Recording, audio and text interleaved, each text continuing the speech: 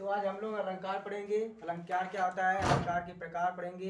अलंकार भी बहुत मतलब कि बहुत ही अच्छा टॉपिक है। मतलब कि क्लास 9 और 10 वाले बच्चों के लिए अलंकार बहुत ही इम्पॉर्टेंट है। अलंकार 9 वाले बच्चों के लिए पढ़ना पड़ता है शब्दालंकार, और 10 वाले बच्चों के लिए पढ़ना होता है अर्थालंकार। शब्दालंकार के भी 3 प्रकार होते हैं, अर्थालंकार के भी 3 प्रकार होते हैं। उससे पहले हम लोग जानें कि अलंकार होता क्या है। तो सभी लोग देखिए बारी बारी अलंकार पर देखेंगे। अलंकार क्या होता है, तो अलंकार क्या होता है भैया, काव्य की शोभा बढ़ाने वाले तत्वों क्या कहते हैं हम लोग, अलंकार कहते हैं। क्या कहते हैं, काव्य की शोभा बढ़ाने वाले तत्वों क्या कहते हैं भैया, हम लोग अलंकार कहते हैं। ठीक है, या शोभा बढ़ाने तत्वों को अलंकार कहते हैं, या काव्य की शोभा बढ़ाने वाले तत्वों को अलंकार कहते हैं, या काव्य की या कि काव्य मतलब किसी मतलब बुक में आप पढ़ते हैं कोई चीज़ टॉपिक, तो वहाँ पर आप पढ़ते हैं तो कुछ अच्छा अनुभव लगता है, तो वही काव्य होता है। उसी को मतलब पढ़ने में अगर अच्छा लग रहा है आपको, तो वही क्या है, वहाँ पर अलंकार आता है। ठीक है, तो अलंकार किसे कहते हैं, काव्य की शोभा बढ़ाने वाले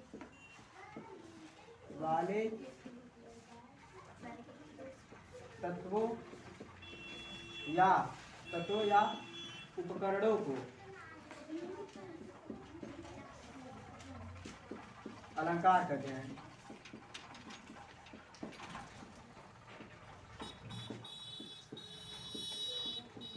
तो क्या कहते हैं भैया, अलंकार किसे कहते हैं, काव्य की शोभा बढ़ाने वाले तत्वों या उपकरणों को अलंकार कहते हैं। जैसे स्त्रियां अपने श्रृंगार बनाने के लिए जो भी वो पहनती है, कान में नाक में जो भी पहनती है, उसी प्रकार यहाँ पर हम लोग बुक में जो एक एक वर्ड आता है उसी को हम उसकी शोभा बढ़ाती है, तो उसे क्या कहते हैं, अलंकार कहते हैं। तो अलंकार किसे कहते हैं, काव्य की शोभा बढ़ाने वाले तत्वों को क्या कहते हैं, अलंकार कहते हैं। ठीक है, अब अलंकार के हम लोग प्रकार पढ़ेंगे। क्या पढ़ेंगे, अलंकार के प्रकार। तो अलंकार कितने प्रकार के होते हैं भैया, अलंकार 2 प्रकार के होते हैं।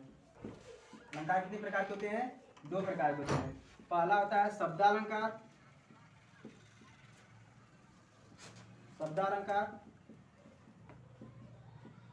दूसरा होता है अर्थालंकार।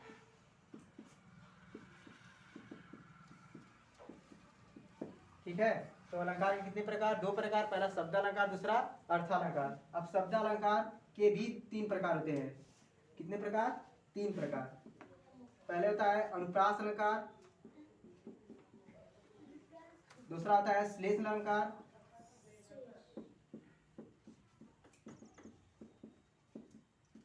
और तीसरा होता है हम लोग का यमक अलंकार।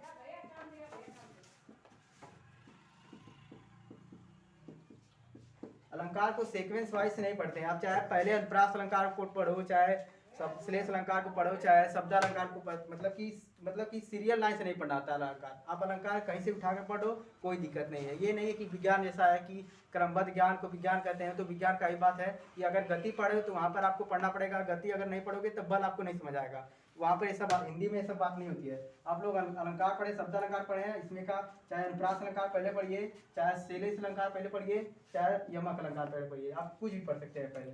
ठीक है, तो इसमें हम पढ़ेंगे पहले, इसमें हम पहले पढ़ेंगे अनुप्रास अलंकार होता क्या है। पहले देखेंगे अनुप्रास अलंकार क्या होता है। तो अनुप्रास अलंकार क्या होता है भैया, यहाँ पर हम देखेंगे। अब हम लोग पढ़ेंगे अलंकार के 2 प्रकार होते हैं। तो होता है पहला शब्दालंकार, दूसरा अर्थालंकार। शब्दालंकार के 3 प्रकार होते हैं, कौन कौन से, अनुप्रास अलंकार, श्लेष अलंकार और यमक अलंकार। अब शब्दालंकार पहले होता क्या है ये देखेंगे, इसके बाद इसके टाइप वाइज को पढ़ेंगे, फिर ये खत्म कर शब्दालंकार, उसके बाद हम क्या स्टार्ट करेंगे, अर्थालंकार। तो पहले हम लोग शब्दालंकार होता है क्या उसे जाने। हम शब्दालंकार क्या था भैया देखें तो,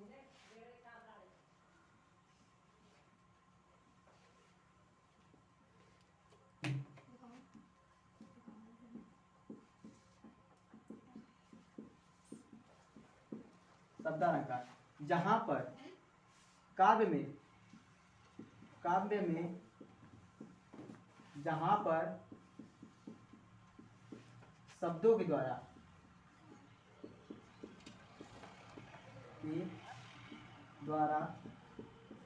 चमत्कार उत्पन्न हो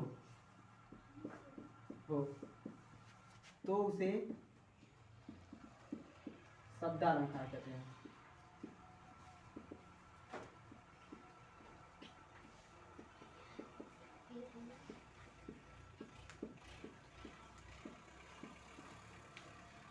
शब्दालंकार किसे कहते हैं? काव्य में जहाँ पे शब्दों के द्वारा चमत्कार उत्पन्न होता है उसे क्या कहते हैं भैया? शब्दालंकार कहते हैं। अगर अर्थ के द्वारा चमत्कार उत्पन्न हो जाए तो वहाँ पर क्या हो जाएगा? अर्थालंकार। जैसे हम कोई मतलब कि पढ़ते हैं, काव्य पढ़ते हैं बुक में, जैसे सूरदास का हो गया, बहुत सारे पद हो गए, सूरदास पद लिखे थे, और वो लिखे थे तुलसीदास लिखे थे, क्या क्या लिखे हैं, तो उनका भी बहुत सारा, तुलसी रामचरितमानस ये सब लिखते हैं, तो वही होता है काव्य। तो अगर काव्य हम पढ़ रहे हैं, अगर काव्य को हम लोग क्या कर रहे हैं? पढ़ रहे हैं काव्य को पढ़ रहे हैं, तो अगर शब्दों के द्वारा चमत्कार उत्पन्न होगा तो उसे क्या कहेंगे? शब्दालंकार कहेंगे। ये शब्दालंकार है। अगर वहाँ पर अर्थ के द्वारा चमत्कार उत्पन्न होगा तो उसे क्या कहेंगे हम भैया? उसे अर्थ के द्वारा चमत्कार होगा तो अर्थालंकार कहते हैं, अर्थालंकार कहते हैं।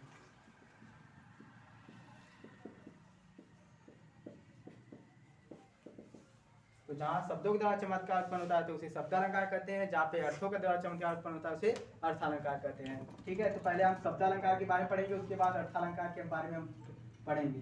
तो पहले शब्दालंकार के कितने प्रकार होते हैं अभी हमने लिखवाया था, उससे फिर एक बार देख लीजिए। शब्दालंकार 3 प्रकार के होते हैं। पहला होता है अनुप्रास अलंकार, अनुप्रास अलंकार। दूसरा होता है यमक अलंकार, और तीसरा होता है श्लेष अलंकार।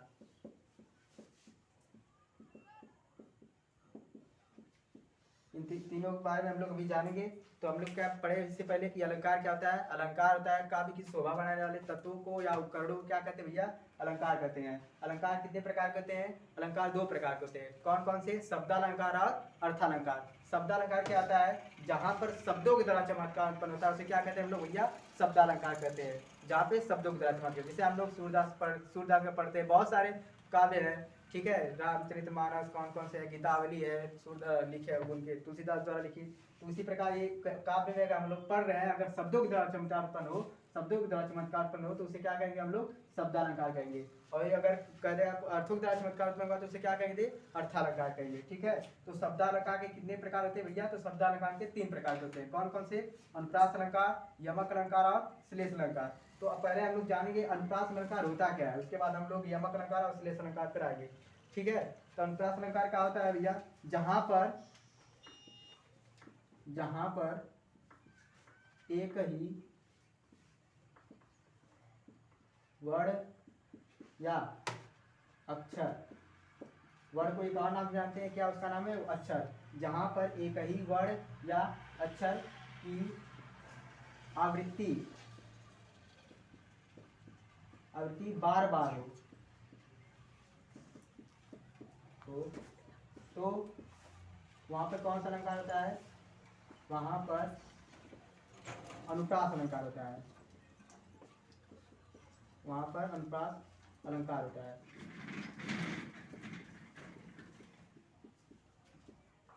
तो क्या लिखा है हम अनुप्रास अलंकार का परिभाषा? कि जहां पर एक ही वर्ण या अक्षर की आवृत्ति क्या हो? बार बार हो। जहां पर एक ही वर्ण या अक्षर की आवृत्ति बार बार हो वहां पर क्या होता है? अनुप्रास अलंकार होता है। ठीक है, तो अनुप्रास अलंकार का एग्जाम्पल हम लोग देखें। जैसे में एग्जाम्पल में जैसे हमने कह दिया तरनी तनुजा तट तमाल, तरनी तनुजा तट तमाल तरुवर तट बहुछार। ये किसका एग्जाम्पल हो गया? अनुप्रास अलंकार का। यहाँ पर देखोगे तो ये त त त त त त वर्ड की आवृत्ति बार बार हो रही है, इसलिए कौन सा अलंकार हो जाएगा? अनुप्रास अलंकार हो जाएगा। इसलिए कौन सा अलंकार हो जाएगा? अनुप्रास अलंकार। हम बताए थे कि जहाँ पर एक ही वर्ण या अक्षर की आवृत्ति बार बार, तो वहाँ पे कौन सा अलंकार होता है? अनुप्रास अलंकार होता है। ठीक है, जैसे इसमें हो गया तनी तनुजा तट तमाल तरुवर तट बहुछार, इसमें ता वर्ड की आवृत्ति बार बार हो रही है, इसलिए ये कौन सा अलंकार हो जाएगा? अनुप्रास अलंकार हो जाएगा। एक और एग्जाम्पल इसका लेते हैं। रघुपति राघव राजा राम पतित पावन सीता राम। यहाँ पर देखिए, यहाँ पर क्या हो रहा है? वर्ण की आवृत्ति बार बार है। यहाँ पे देखो र, यहाँ पे र, ठीक है, यहाँ पर इसलिए कौन सा अलंकार हो जाएगा, अनुप्रास अलंकार हो जाएगा। यहाँ पर र वर्ड की आवृत्ति बार बार हुई है। अगर हम बताए थे यहाँ पर एक ये शब्द या अक्षर शब्दों के द्वारा चमत्कार उत्पन्न हुआ है, र यहाँ पर यहाँ पे र शब्दों के द्वारा चमत्कार उत्पन्न हुआ, इसलिए शब्द अलंकार हो जाएगा। अब शब्द अलंकार में अगर कोई पूछ जाएगा कि शब्द अलंकार में कौन सा अलंकार है, तो भैया अनुप्रास अलंकार है। क्यों अनुप्रास अलंकार है, हम बताए थे कि जहाँ पर एक ही बड़ी अक्षर की आवृत्ति बार बार होती है तो वहाँ पर अनुप्रास अलंकार होता है। जैसे यहाँ पर देखो तरनी, तनुआ, तमाल, तरवर, तट, बौछाए, यहाँ पर त वर्ड की आवृत्ति बार बार होगी, इसलिए कौन सा अलंकार हो जाएगा, अनुप्रास अलंकार है। यहाँ पर देखो रघुपति, राघव, राजाराम, ठीक है, यहाँ पर र की आवृत्ति बार बार होगी, इसलिए कौन सा अलंकार हो जाएगा, तो भैया ये अनुप्रास अलंकार आ जाएगा। ठीक है, तो इस प्रकार अनुप्रास अलंकार अब कहीं भी अगर आ जाएगा तो उसका पहले देखेंगे कि अगर कोई वर्ड या अक्षर कोई बार बार रिपीट कर रहा है कि नहीं कर रहा है। अगर रिपीट कर रहा है तो वहां पर हम लोग का आ जाएगा अनुप्रास अलंकार। अब हम लोग अपना अगला टॉपिक आते हैं यमक अलंकार। अब तो पढ़ लिया हम लोग अनुप्रास अलंकार। अब इसी तरह आप लोग पहचानिए तो सीधा बस एक ही बात समझिए, ठीक है, एक ही बात समझिए कि जहां पर र वर्ड की आवृत्ति बार बार होगी तो या त वर्ड की जब एक ही वर्ड या अक्षर की आवृत्ति अगर बार बार होगी तो कौन सा अलंकार हो जाएगा, अनुप्रास अलंकार। ठीक है, जैसे एक अच्छा एग्जाम्पल है, हमारे माधवी सर बताए थे। ठीक है, हमें माधवी सर के चेले हैं, बहुत ही ठीक अच्छा पढ़ाते हो, उनका चैनल भी है। ठीक है, और इस चैनल को और माधवी सर के हमारे चैनल को ज़्यादा से ज़्यादा सपोर्ट करें। ठीक है, सब्सक्राइब करें, लाइक करें, शेयर करें। ठीक है, यहाँ पे देखिए वो एग्जाम्पल जैसे में अनुप्रास अलंकार का।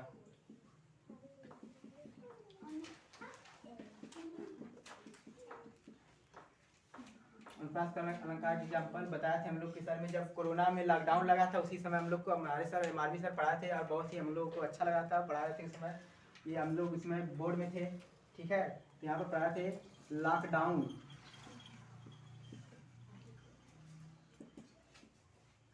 लॉकडाउन में लड़के लफड़े किए।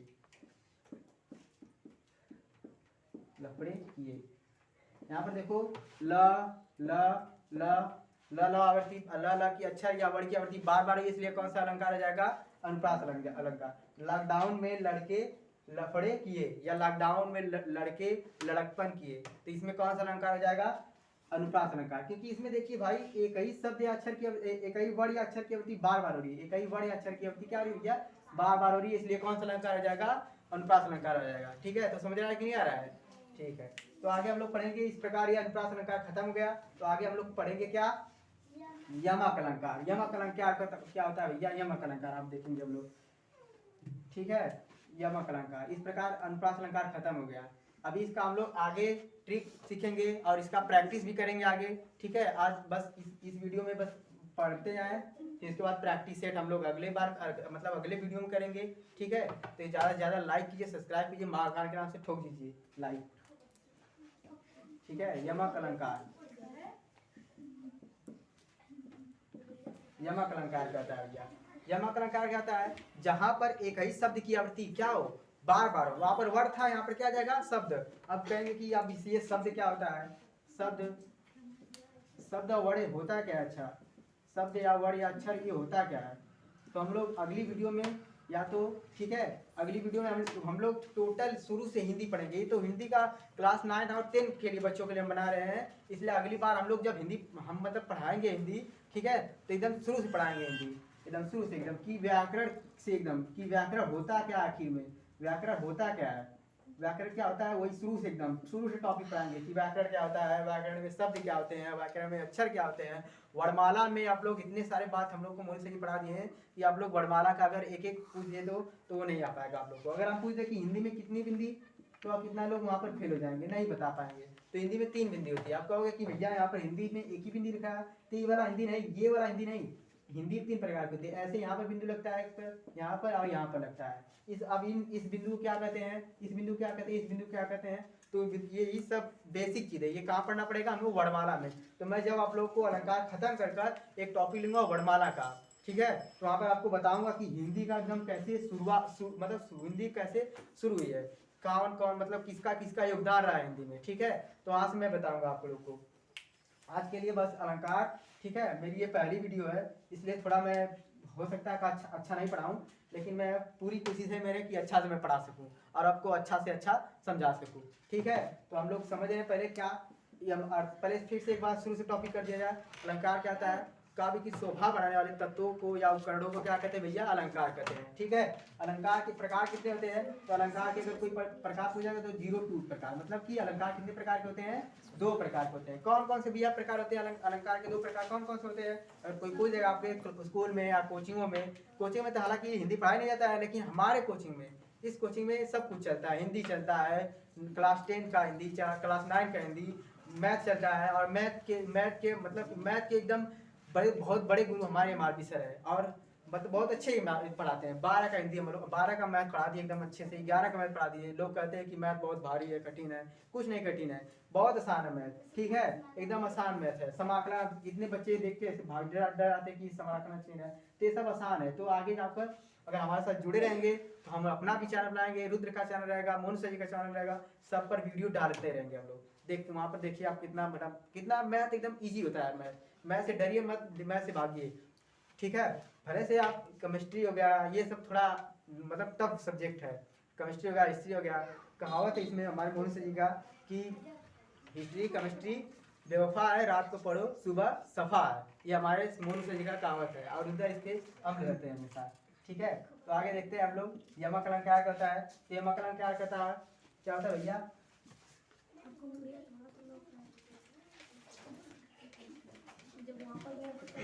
यमकलंकार, जहां पर एक ही शब्द की आवृत्ति, जहां पर एक ही शब्द की आवृत्ति बार बार हो, लेकिन उनके अर्थ अलग अलग हो, तो वहां पर यमकलंकार है।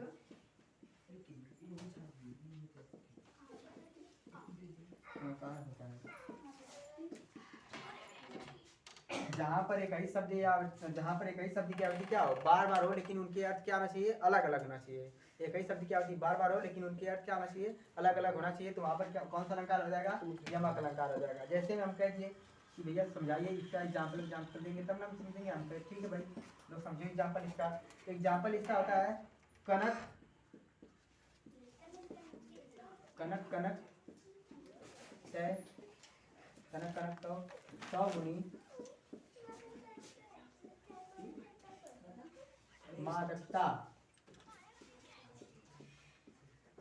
कनक कनक तो 100 गुनी मादकता अधिकार या खाए बौरा वा पावे बौरा।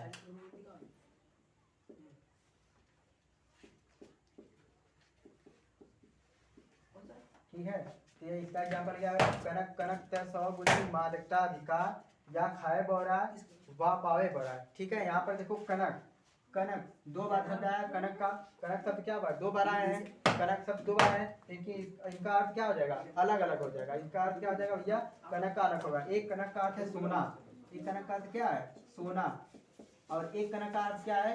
एक कनक का अर्थ है धतूरा।